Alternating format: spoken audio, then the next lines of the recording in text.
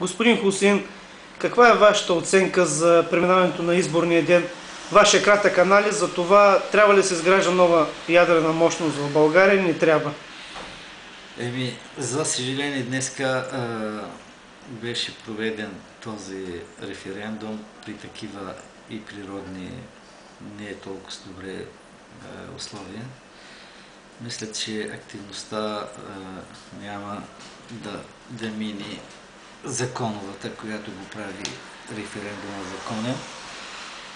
И това ще бъде в полза на самите управляващи.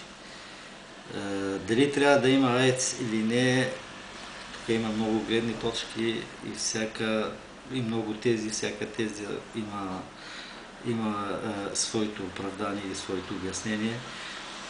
Но имайки предвид, че във всички около България държави имат или са в момент на строеж на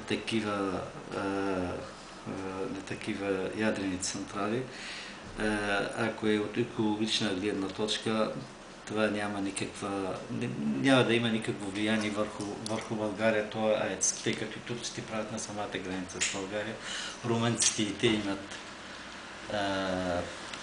АЕЦ. Затова мисля, че днеска, ако до сега нямаме окончателни данни дали как ще приключи този референдум, но така по всичко личи, че няма да минат 20. Мисля, че при наличието на АЕЦ плащаме такава скъпа енергия. Сега вече, когато няма да имаме АЕЦ, мисля, че можем да отговорим сами на този въпрос. Благодаря ви.